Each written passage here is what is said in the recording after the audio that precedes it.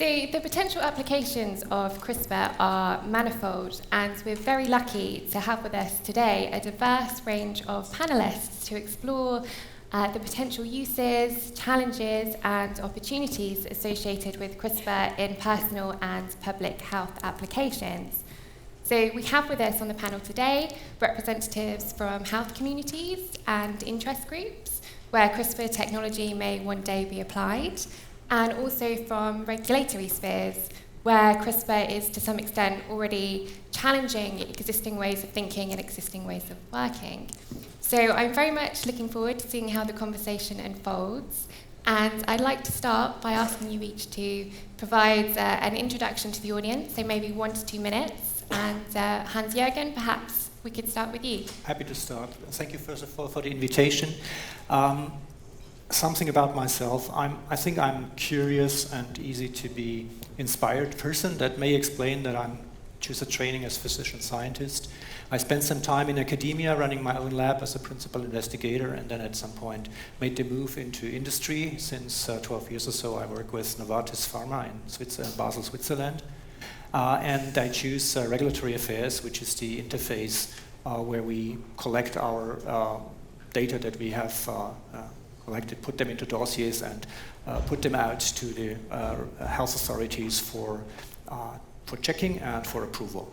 And I'm very happy with this situation now, especially since one of our new cultural goals is indeed as a company to be curious and inspired, and this actually I think meets the CRISPRcon technology, because this is a moment in time where we see tremendous opportunities, and if we choose the options rightly, I think we can help a lot of patients who are in need. I think I'll leave it at that. Thanks. Ritu? Sure. Yeah, I think definitely this is such a pleasure to be here on the panel, and a very interesting conversation and an interesting, exciting time. One of the things, Katie, you had asked us to address is sort of what we find most exciting in this time, in this field. I've been at FDA for about 17 odd years now. I now am in the FDA Europe office. Yes, we do have an office in Brussels. And I've been involved in the biotechnology work over the past 5 odd years, and especially with the new breeding techniques and with genome editing, just such a proliferation and excitement in terms of what the potential is for this technology and the transformational way it can change some of the applications in various different sectors.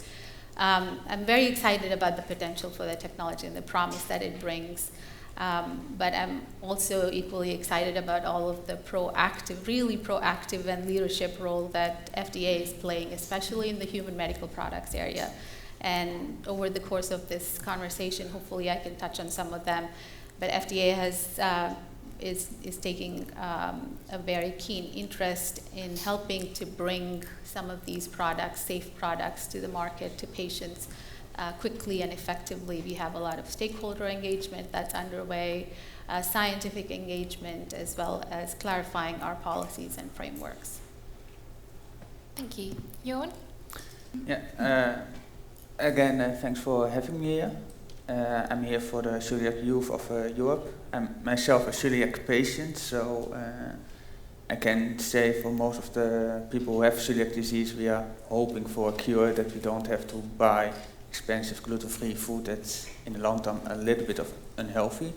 In my daily job, I'm a laboratory technician concerning microbiology. And as a volunteer, I do a lot of volunteering work for the Dutch Association of Celiac Disease and for the European Association. I used to help organizing events, and now I'm here to talk about CRISPR. Great, thank you. And Pat? Yes, good morning, everybody. Or it's still afternoon, still morning. Thank you, and thank you very much for the invitation. I'm delighted to be here. I'm here representing the European Disability Forum. So I'd like to give you briefly introduce EDF, which is a pan-European, pan-disability organisation. It's the umbrella body that represents 80 million European citizens with disabilities in its interface with the EU Commission and the EU institutions in Brussels and the Council of Europe. It is run by persons with disabilities and their families. It's made up of the 27 national umbrella bodies. Well, it would have been 28, but it's soon to be 27. And also disability-specific organisations like European Deaf Union, European Blind Union, or in my case, the European Down Syndrome Association. As I'm a parent, my son has Down syndrome and he's 38 years of age. We work in a collaborative fashion, as I said, with the European institutions and the Council of Europe. The United Nations Convention on the Rights of Persons with Disabilities is the main focus of our work at the moment. But having said all of that, when the invitation came to be here representing a European Disability Forum, I was, as a person who might have some connection with genetics, was voluntold to come along. So here I am, and I have to say it's the first time I'm beginning to feel a little bit out of my depth, having researched the topic. But I have, during my career, fostered a lot of genetic research at a European level, and we presently have a proposal before the European Union to try and prove a link between obesity and Down syndrome, so from a genetic perspective. So that's a very brief introduction. Thank you. Okay, thank you, Jeantine. Hi, yeah, it's for me also a pleasure to be here. So, goedemorgen, goedemiddag allemaal at Wageningen University. I live since many years in Boston, where I work in currently MIT Media Lab still, and since 2006 I'm a collaborator of George Church. I'm a philosopher ethicist. I'm a work floor-based ethicist, so that means that I have my tiny office in the lab, really in the middle of the lab, and the discussions with the scientists and the questions that they encounter and would like to discuss, that really happens on the spot. So I'm involved in all lab meetings, in the investigator meetings, and sometimes you only know in retrospect, like what you're actually experiencing. So back in 2011-12, I attended a lab meeting where the colleagues were discussing whether this CRISPR mechanism, as it is known to work in bacteria, whether that would work at all in mammalian systems. And then, yeah, they decided, well, it would be worth trying that and to look what happens. And I think for a philosopher and ethicist, one of the important lessons is, like, it could not have worked. They might have told 2 weeks later, well, it doesn't work in mammalian cells, and then we would have looking at a totally different problem field right now, because then the whole human question would simply not be there. But of course, as no surprise, after 2 weeks they reported that it does work, and the field has developed, I think, as we know, and it's for ethicists often supposed to be at a center stage of the discussion, the application in mammalian systems. Great, well, thank you very much for your introductions. And a few of you have touched already on this, but it'd be really great to know if in the course of your work or your experience or your kind of readings around this area, are there any particular examples or potential applications of CRISPR in personal and public health that really excite you and that are really kind of getting you thinking at the moment? Hans-Juergen, perhaps again, can start with you. I have to say that Novartis does not have a CRISPR product in clinical development, so our research is preclinical. However, we do have just an approval of a gene therapy, Zolgensma, for spinal muscular atrophy, which is really a great move forward. This is a disease, a really serious disease, where young children have a defect in a specific gene, or that leads to permanent ventilation or death by the age of 2 years. This drug was developed by Avexis, then purchased by Novartis, And this is, some people say it's a miracle drug. It really changed the world dramatically. And that was an eye-opener also how urgent the situation is, how quickly we need to move sometimes in order to bring such medicines to patients who need it. And I do think that on the CRISPR technology, there will be similar examples once this is more widespread, and it will happen very quickly. In the next year, 2-3 years or so, I think there are estimates in the next 5 years of having up to 20-25 such therapies on the market. So there will be opportunities where indeed we can address the root cause of such serious and debilitating diseases that currently can only be treated by the symptom or not at all. And I think this is again, it's not a CRISPR example, but it's leading in the same direction. There are other technologies in either virus-based or others that open up that field of addressing such terrible diseases very shortly. Absolutely, and Ritu, I imagine that resonates with your experience as well, working in a regulatory capacity. I'm sure there's other examples that you can maybe talk about too. Yeah, sure. I think many probably already know in 2017, FDA approved 3 specific gene therapy products, including the one that Hans just mentioned from Novartis. 2 of them had to do with immunotherapies. The third one that last came out in 2017 is actually an in vivo administration product. So definitely, I mean, that's only the beginning. None of them involve genome editing at this point. But in terms of gene therapies and the types of products that are in the pipeline, there are reports that there are about hundreds of INDs in different stages of working through the regulatory pathway. So it's only a matter of time before one of these products will be able to come to the forefront. And so, yes, definitely, this is a very promising area to be monitoring. And for that reason, FDA has taken steps to identify where the specific questions are that need to be answered for regulatory decision making. We've put out 6 guidances late last year, including 3 product-specific guidances for rare diseases, hemophilia, retinal dystrophy. So, early, and then also FDA put a specific framework and a pathway in place for early targeted engagement with sponsors so that you can have those pre-IND consultations with FDA to be able to bring and streamline the regulatory processes and bring some of these products to the marketplace. Great, thank you. And Jorn, you have been an advocate for the celiac community for many years now. How, if at all, is the celiac community thinking about the potential of gene editing as a potential treatment for the disease, or also as a potential means of generating alternative food sources? Well, at this moment, we do notice that in the celiac community there's more and more interest in the scientific field of celiac. So how does it develop? What kind of genes are active in our bodies compared to people who do not have celiac disease? When we are starting looking for a cure and putting CRISPR into the mix, then we have either 2 options, either tackle ourselves or tackle the food that we are eating, so the wheat itself.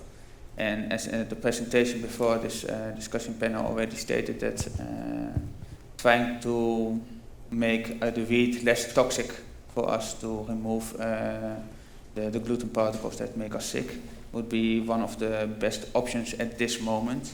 However, technology itself and the development, it will take at least 7 to 10 years before we start having a product maybe that's we could eat without getting sick.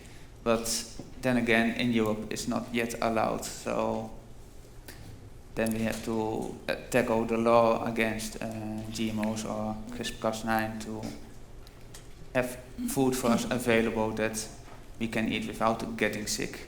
Yeah, so in some respects, it's a mix of scientific, technical challenges, as well as thinking about the kinds of organizational architectures and configurations that might actually help to enable some of these potential applications of CRISPR in personal and public health. And Pat, you are, like Jorn, you're uniquely positioned in that you're a representative of a particular health community. And can you tell us a little bit about how, if at all, the disability community is thinking about the potential of gene editing, and if this is something that's even on the radar? Yeah, I would have to say that at the moment it's pretty much not on the radar. The intersection of genetics and disability has provoked very, very limited debate between the disability community, those concerned with social justice, as well as the scientific community and those advocating the advancement of genetic science. But in conjunction with genetic advances, there's a growing proportion of the population with disabilities, and I think this is the area that may well be this is an area that will certainly grow. There is an existence of an ageing population within society, and within the proportion of persons with disabilities that's going to guarantee to increase over a long number of years. And particularly challenging views and questions are likely to arise in this regard. I've retired from the day job recently, and in clearing out my files I found this Time magazine article going back to 2011, and it was by 2045 it says the year man will become immortal, and essentially they were flagging what we're talking about here, that there would be the possibility at that stage or in that time frame, and I think having listened to what's going on here, it may happen a lot earlier than that they would be able to turn off certain genes and manipulate them so that the aging process would be significantly slowed down, etc. So a little bit prophetic, but I just happened to find that as I was going through my files, clearing out the desk, so to speak. But I think, look, some view these technologies as a means of ameliorating or eradicating disabilities, while others would view these with a certain element of caution, and that would be the view of EDF. We would like to take, in its nature, would take a disability rights approach, and it would urge caution in the application of genetic science and these new technologies when it comes to looking at disability issues. Yeah. So do we think that there's a particular challenge associated with this term CRISPR-Cas? Does that bring with it a set of kind of baggage or kind of ethical challenges that we might also want to think about in terms of adopting a curious but also a cautious approach to how we think about these new technologies? Jeantine, is that something that you have any thoughts on? Yeah, well, I think Pat is speaking for an organization, but of course you always also need to raise the question when certain approaches or therapies become available, who wouldn't it be up to individual patients or parents or prospective parents to decide whether they want to make use of it? I think ultimately whether they are going to make use of it should always be an individual decision in these cases. Okay. Well, that very nicely leads into my next question, actually, and perhaps you can start us off with the answer to this one. But how might the ethical approach differ when we're talking about personal choices such as the use of gene editing in a single individual to treat a single genetic disease versus more broader public health questions, so the use of CRISPR in vector populations to actually tackle a population level various issues such as malaria, which is a significant burden at the moment. And then also to throw into the mix the question of heritability, so germline editing. So you have these different strands, this real multifacetedness to the potential of gene editing in CRISPR in personal and public health, and how do we disentangle and think about those ethical challenges? Oh, it's a very broad. You ask about the whole field, so it could be a very long answer. I'll try to keep it brief. So I think if there are therapies available that are for me, and that's connects to also what Professor Fresco said. What are you talking about? Are you talking about a process or are you talking about a product? So if a therapeutic is available, then for me as an ethicist, but also I have also a background in healthcare. I've been a healthcare provider in a research clinic. So I don't care how this antibiotic is made. If it helps the patient with this infection at this moment, then it is does someone want to use this drug? But how it came about in the laboratories of the pharmaceutical industry? How interesting is that? So, and I also do not see, as a philosopher or an ethicist, I do not see a relevant point for that. I cannot make a case for or against that. So I think if it's an adult patient or with pediatric patients, it will not be very different from the rules that we currently have. Yes, indeed, if you have a 4 years old and it has leukemia, then the parents are going to decide whether to go for treatment. So some parents decide not to go for treatment, and you have a very difficult situation because you could do something. Different countries handle this differently, but up to a certain age, parents decide from that age on, people themselves decide and think about the intervention that's available for HIV, the CCR5 intervention in adult patient as a somatic gene therapy. It has disadvantages, it may have some advantages. If an adult HIV-infected person wants to go for that therapy, why not? It doesn't matter that it's a gene-based therapy. It's not a CRISPR-based therapy in most cases. It's an older way of genome editing. So when you ask at a public health level, I think we just heard before, and that was really very interesting. So there are of course the efforts to look for a malaria vaccine. There are the gene drives on the other end, trying to change the vector, which would change the transmission. And of course, it was mentioned treating people with malaria. And I think in the real world and in the real world of the countries where the malaria problem is very big, you will also need to cure the current patients with malaria, because that is also a way to reduce the pathogen burden. And when you then add a further technology to it, then you really have a chance to get malaria eradicated. And I think it will be also very important to, because these are underserved countries often, to also support those countries or help them do that themselves, to build a primary healthcare system, because otherwise you're sort of, you cannot approach it only from the technology end. I'm a technology person and I work in a high-tech lab, but I've also been a nurse, and I see the patients, and I think you need to cure them, and also for scientific reasons, you need to reduce the malaria in people who have it.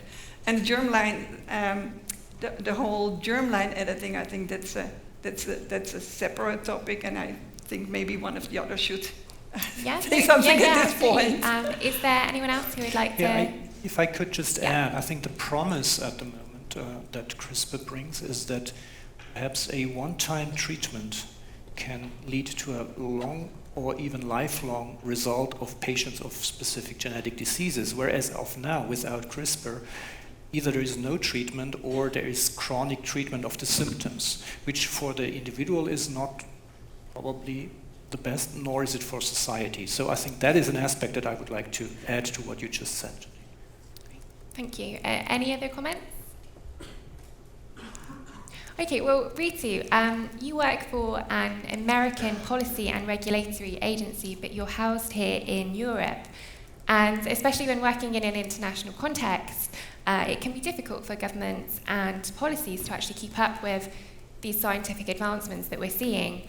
So how do US regulators and your European counterparts balance this tension between regulation and innovation? Yeah, no, that's an interesting question. It's definitely a balance, and it's something that I will say that it's not necessarily unique to genome editing or to CRISPR. This is it definitely raises questions about how do you ensure the safety of products and effectiveness of products, but also do it in a way that doesn't stifle the innovation. You also want to consider that the first product that's out there is developed in a responsible manner. It provides the safety and effectiveness that consumers expect. And the first one out the door doesn't necessarily kill the technology, right? So you want to balance the innovation and the safety aspects of it. But that said, this is a challenge that regulators face. Routinely for any emerging technology. It's not unique necessarily to genome editing. However, I think genome editing does raise some of the ethical questions and the social questions that you raised. And so, from that standpoint, it's not just regulators, but a broader community of scientists, social scientists, bioethicists, and environmentalists that need to have this broader conversation. How FDA keeps in contact with our regulatory partners, we have various mechanisms. Specifically for gene therapy, there is a working group under the International Pharmaceutical Regulators Program, where FDA, EMA, Japan, MHLW, Health Canada, various different regulators have the opportunity to engage more on the scientific and technical level, looking at assessments, effectiveness, preclinical, clinical questions, what are the gaps in regulatory science. So we do have that forum. We also have something called the Parallel Scientific Advice, where sponsors can come to both FDA and EMA with an application to have that sort of a joint look at their products and give scientific advice. There are several other mechanisms whereby we try to, engage with each other and have that exchange and dialogue, try to have that opportunity for regulatory cooperation. We don't necessarily always come to the same place in terms of alignment of our regulatory provisions or harmonization. Then you'll see more of that sort of a disparity in the other sectors on the food and ag side. On the medical product side, I think our pathways are very closely aligned in terms of. So the questions then for us is how are we approaching some of these questions for preclinical, clinical, as well as the follow-up post-administration considerations. So, as Hans-Juergen, you've worked for many years in the pharmaceutical industry.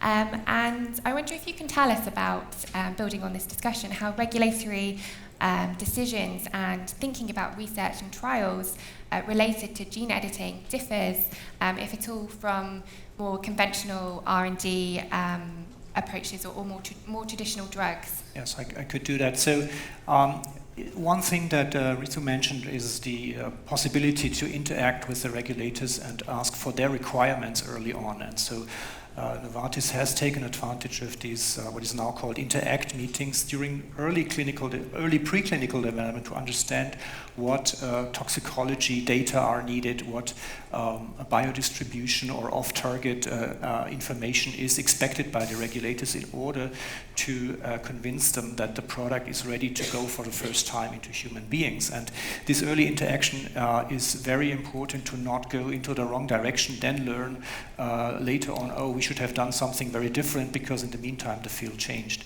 And I have to say, and I don't say it because you're sitting next to me, but FDA has been very open to these discussions early on, as you mentioned, these regulations. But nevertheless, as a global company, we do talk to the other health authorities as well for scientific advice. And so the difference to the traditional development of drugs and biologics is that I think there's a greater sense of urgency. It's a faster developing field. And also then if you bring that to the clinical trials, the trials are smaller. So I think Zolgensma, the drug that I mentioned at the very beginning, has been tested in, I think, 12 patients in phase 1 and 15 patients in the registration trial, also because these are rare diseases. So you can actually do this quicker, but you have to get it right. And one thing that we haven't talked yet is not just the safety and efficacy, but it's also the quality of these products. These are living cells that are often taken from the patients, modified, then infused back into the patient.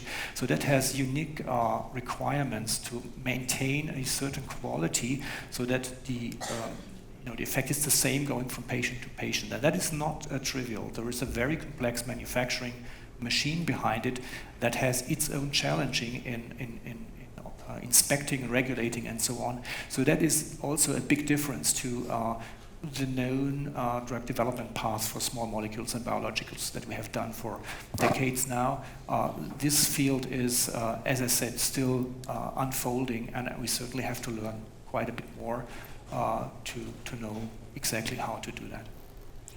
So when we're talking about the use of gene editing techniques in personal and public health, I just want to kind of foreground the term personal, and it's something that potentially impacts everyone across diverse sectors of society, diverse publics, diverse issue groups, and developing the kind of technology and techniques in a socially robust way will require kind of meaningful dialogue. I think Hans-Juergen, in a previous conversation, you mentioned the importance of how do we create a patient-centered environment where patients can input into the kind of types of innovations and techniques that are actually being trialled and developed. And I just wanted to ask, how do we do this form of collaboration? And I think this is something that's relevant to all of you. And Jeantine, I'd quite like to start with you, because you're uniquely positioned as a bioethicist in a scientific laboratory. So you're shuttling kind of back and forth with the scientific community in a kind of really enriched and quite intimate way. So I just wondered, if we start with you, if you can tell us, what is it like being a bioethicist in a scientific lab, and what kinds of contact and exchange is affecting the trajectory and the thinking, collective thinking on gene editing? So I must say that in the lab environment where I'm currently working, so it's currently still also in the MIT Media Lab, that's in the Gene Drive group, but for many years in the Church Lab, where that's of course fundamental science. So there are no clinical trials done in the Harvard Department of Genetics, but it's a very, very early stage work. So this is highly technical. Still, scientists at a certain point in their career, also in the labs, they have their startups or they move to industry as they then will start developing products. At a very fundamental level, I think it is not. Like the moment that the question arose, okay, CRISPR works in bacteria, would it work in mammalian cells? So that question, you need to investigate that question first, and you cannot start building up scenarios, what would happen if it would work in mammalian cells, and whether you should even investigate it or not. That's just not the point. I think the involvement of patients or at the fundamental level of the lab, that one needs to be very careful with demanding that, calling for that, because it may be something that you cannot meaningfully deliver upon, because it simply may not make sense to. You can give lectures for patients, invite them to the Harvard Genetics department and give lectures to them, but having a patient at the bench, if the patient does not happen to be research scientists themselves, which by the way many are, then that's sort of a false promise to say, come in the labs and you will help us develop these techniques, because that's not the way it works. Of course, when the people go in their startups, they listen very well to the needs, because they do want to make a product that can be used. And with the CRISPR medications, one of the big, the CRISPR and the gene therapies, one of the very big issues is, and that is a traditionally known issue, and I know it from oncology, at some point, so you have something ready, and then you need to do the first in-human trial. And that is actually the really critical point. The first time you are going in a trial context, administer it to a human.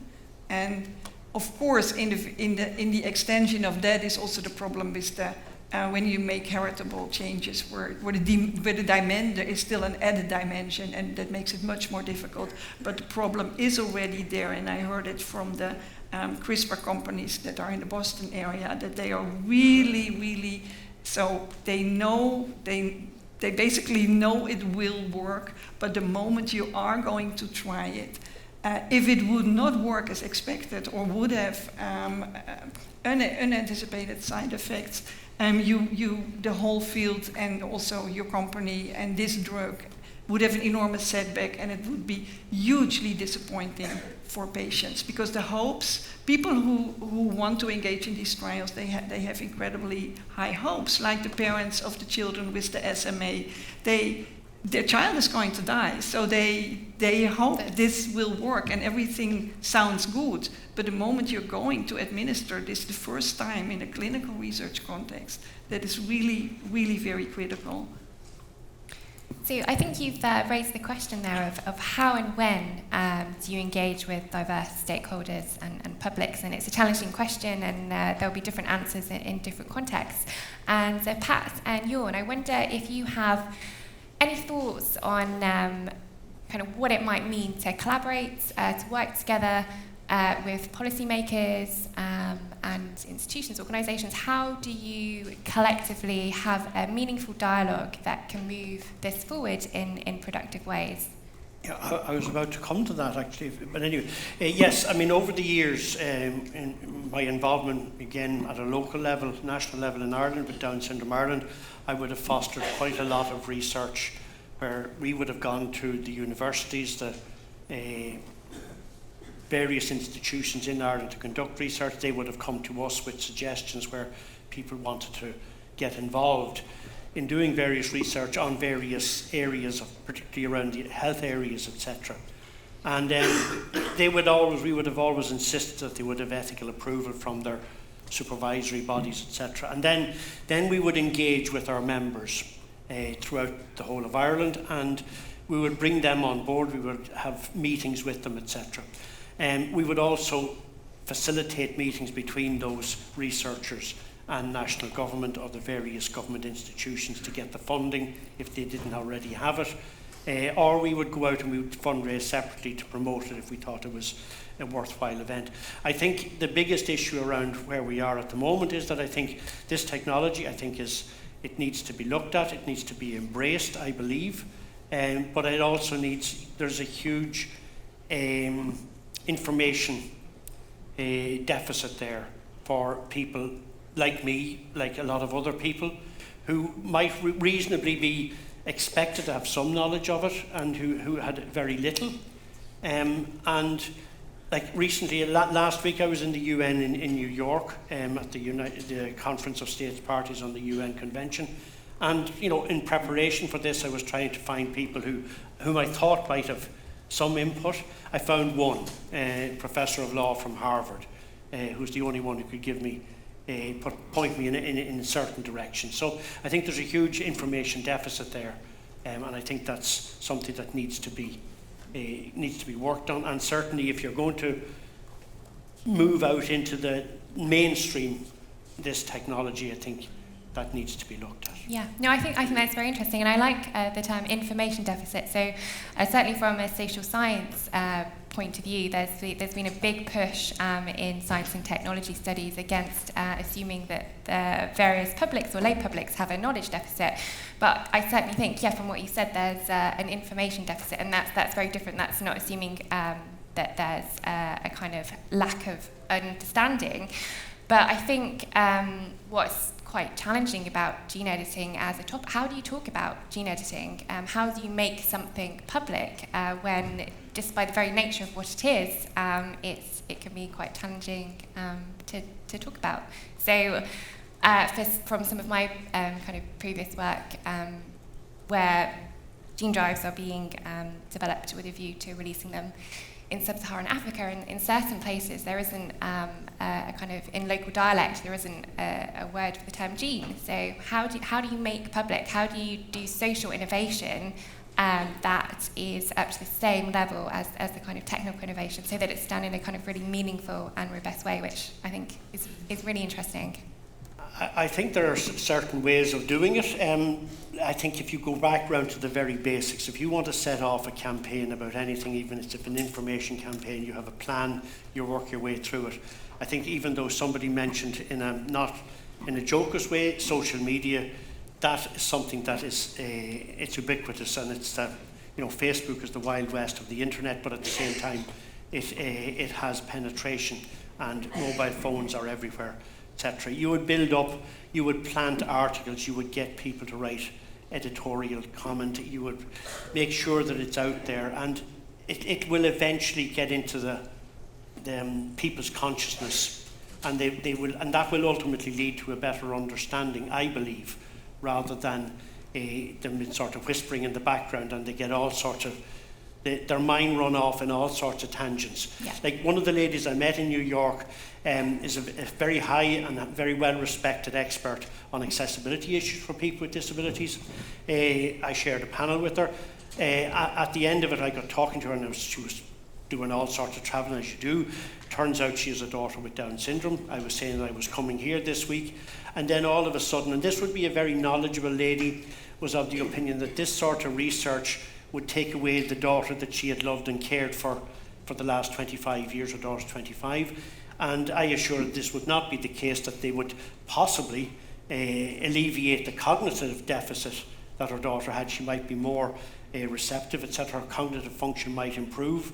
This is certainly some of the earlier research that was being done with Down syndrome, etc. So if she's that worried, then anybody else is going to have a lesser understanding than possibly she might have. And I think that's where this information deficit, this realization of what the potentials for this technology can do. And from a broader disability perspective, I do think that, as I mentioned earlier, as we move into the aging, an ever-increasing aging population, I think there is a lot of work there that can be broadcast, made public, and people will become more and more aware of it. Yeah, absolutely. Jorn, is there anything that you have that you'd like to input on? No, besides everything that they already said, I agree with it, but I also think that it's important that all the different groups, that they have to talk with each other in the same language, and understanding each other on a basic level concerning this gene editing issue, that not only is from scientific field but also from the community, that the people understand at the basic level what it's all about, and that we don't get any misinformation, and that misinformation will spread like wildfire all around, and you get the issue that, okay, gene editing is the big bad evil in the world and we should stay far away from it. And at the moment that we have an understanding about gene editing, then it's time to look at how do we put this information out to the general public, depending on what is your focus group, your target. For me, the youth of Europe, so young teens. We are on Twitter, Facebook, internet. It would be not advised to put an article about gene editing in a newspaper, for instance. Yeah. Put it online. Put it on Facebook. We have the associations of each country, the youth organizations. Put them to work as well for all kinds of disease that could benefit from gene editing. Also give them a sort of responsibility to put it out to the people there. There are magazines for the websites for the associations regarding what kind of illness you have.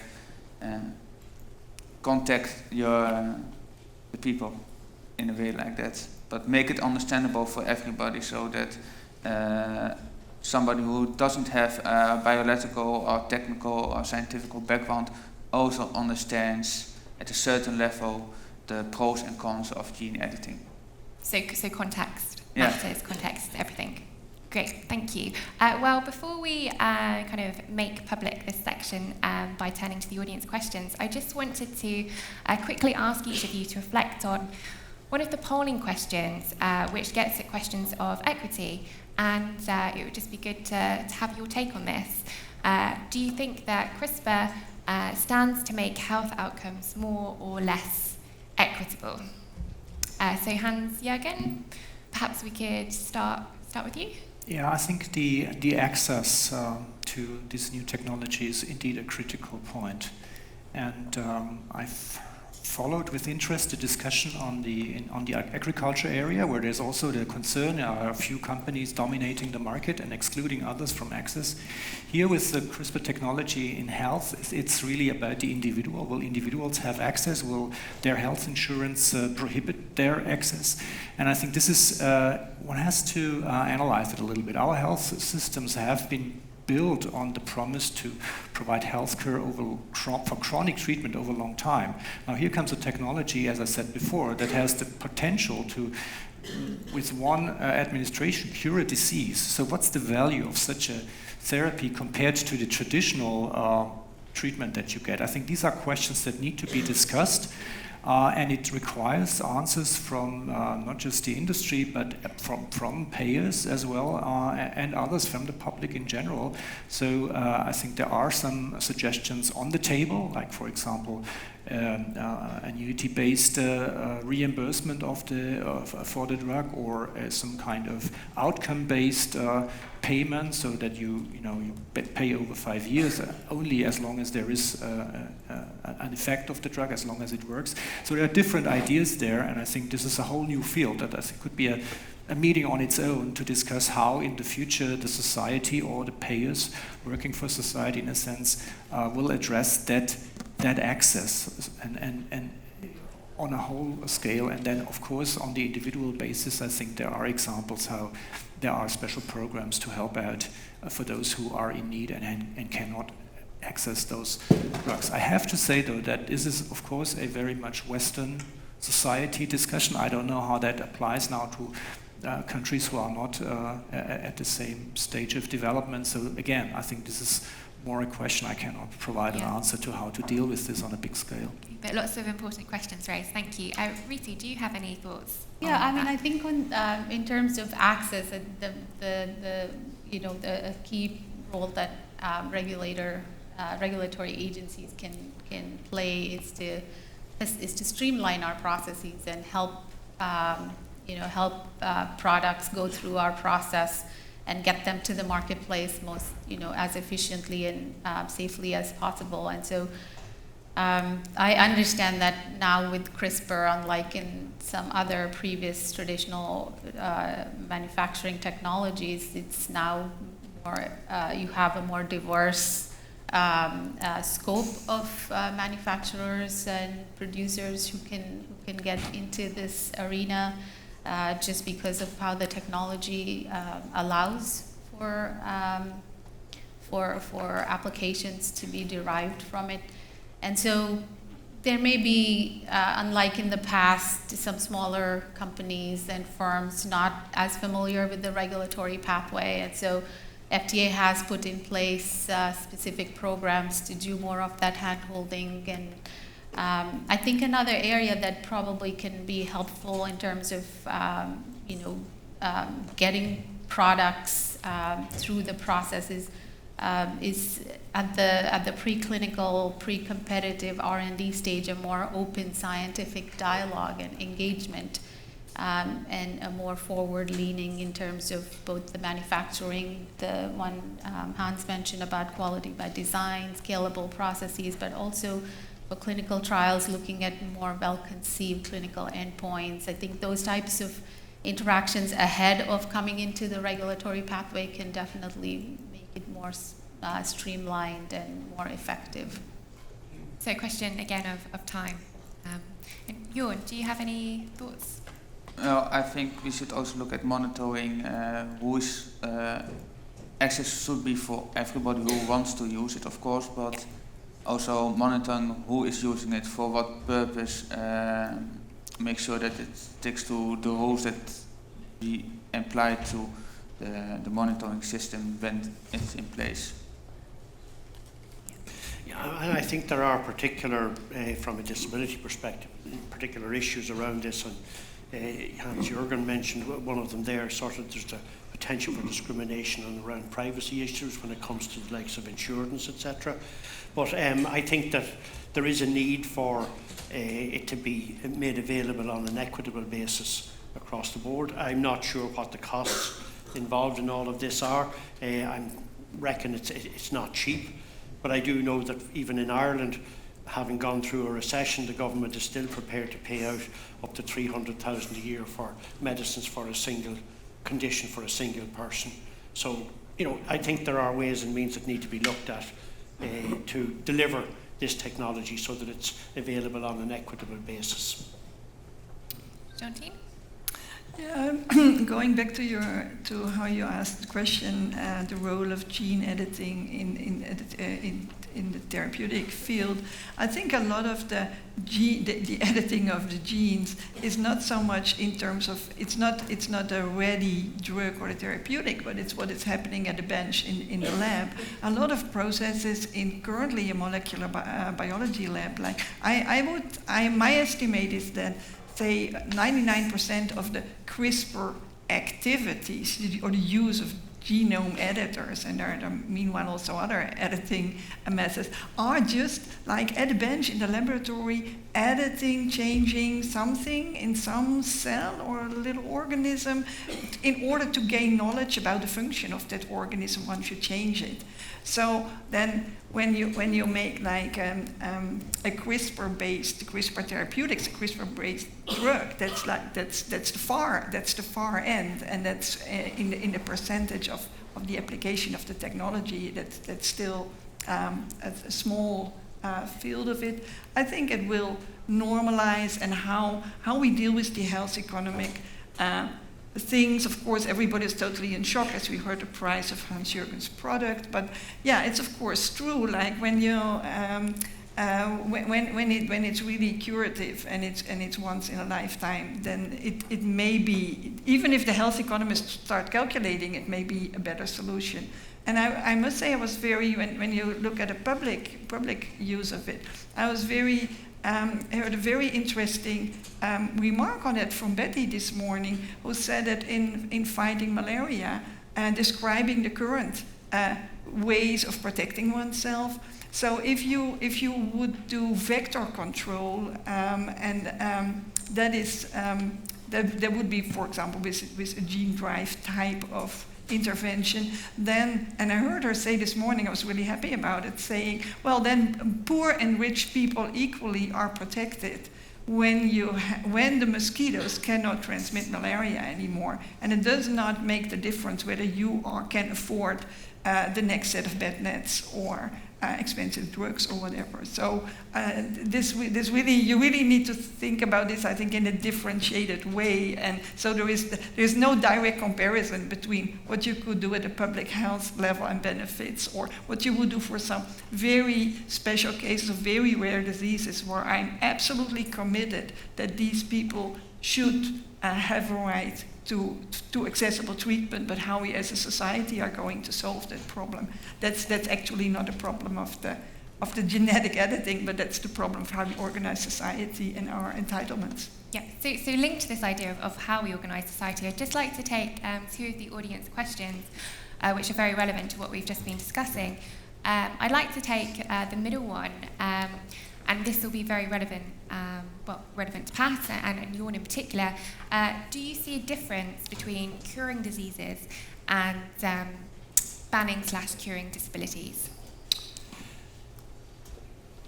Ooh, that's difficult.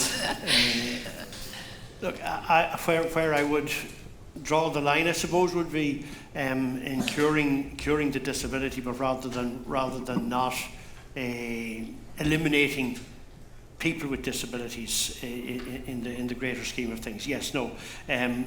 That's a difficult one. That I think could require a whole day session on its own. So I think I would leave it at what I've said. Yeah. Yep. Okay. Any? Yeah, I do think there is a difference, and I think we need to learn as a society also to go stepwise. I think this is also a little bit what Jeantine said. We have communities of rare disease patients who are in dire need of such therapies. These are somatic cell therapies. So I think that is curing a disease, there's a therapeutic intent, and I think that is a noble cause that should be pursued.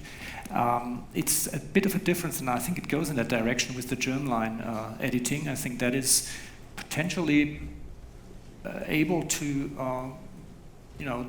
make disabilities disappear. But I don't think that is we know enough about these about the consequences at this point. I think the risks are just not laid out, and what is technically possible is not necessarily right to do. And I think that's the problem with the germline editing at the moment. And so if there are questions, for example, about these registries, I would really recommend that we make the case for the somatic versus the germline editing.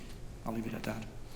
I think on that one, I just wanted to say that back in 2016, 2017, in the US, our National Academies of Sciences had looked at some of these questions related to genome editing, gene therapies for various different applications, including treatment, prevention of disease versus enhancement, disabilities, various different types of applications. And I would refer the audience to that report. I thought they did a great job looking at the different aspects related to these applications and the questions, both on the science, but also the broader social ethical questions that need to be considered. Okay. That's very helpful, thank you.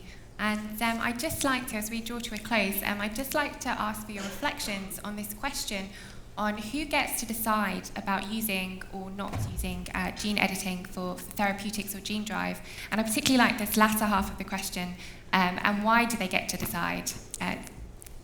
Do you have any thoughts? Well, I mean, it's a point like gene editing for therapeutics is something totally different in terms of who decides. That's what I said. Like a patient or a parent of a patient will decide about therapeutics, yeah. But the decision problem is one of the key problems of gene drives. If you have an intervention, a public health intervention that spreads, who is going to make the decision? That's already, we know it in the old-fashioned way from the fluorization of drinking water, where the moment you put it in there, it's going to run out of every tap, and who decides to start that intervention? And the decisions about gene drives are not very different in its, say, ethical decision-making structure from that. It's about responsibility, it's about if something goes wrong, it's something about, like, if you do not do it, what are the harms of being, say, too cautious and not doing it? So, yeah, it cannot be, I think it cannot be on one line with deciding about an SMA therapy or a CAR T-cell therapy for cancer patients. It's just something different. Okay, great. Well, does anyone have any final comments as the session comes to its close? I think I was earlier this morning when we first started, there was a question about, what is it that that you find exciting the most, and there were several things that came up on the screen, and then the next question was, what do you fear the most? I was curious that I saw regulation pop up many times on that, so I just wanted to say that, I can understand that, regulations and interactions with regulators can be very formal, daunting, overwhelming, in many ways, but hopefully I've given you enough information, especially in the context of gene therapies, genome editing. FDA has a number of avenues for different stakeholders, including sponsors and developers, to engage with us. So hopefully you'll take advantage of that. And if I could just say one more thing, I just see the third question here, why are regulators in Europe, now it's gone, adverse to discussing. I wouldn't let it stand like that. I think also regulators in Europe are open to these discussions. We started with the FDA, but we will have a scientific advice meeting with the Paul-Ehrlich Institute in Germany in July, so it's not that they are adverse. The landscape is maybe a little bit more fragmented with a European Medicines Agency and national medicines agencies, so it's a little bit more difficult, but I think overall for such critical questions, regulators in general are interested in the dialogue. And what I think we need to do for CRISPR is open that dialogue to payers, to patient organizations, just to make sure that we have everybody at the table. Absolutely. Pat? Yeah, no, I just, in my research, I came across this book, which I think if anybody is interested in the disability aspect that relates to CRISPR and gene editing. It's Genetics, Disability and the Law, and it's towards an EU legal framework. It's published by Cambridge University Press. It's by Aisling de Puer, who's an Irish author, but if anybody is interested, I think it's a well worth read for anybody. And it's a readable book. Brilliant, So, that always helps. Great, thank you. Well, we've come to the end of the session, so I'd just like to ask the audience to thank the panelists for a really interesting talk.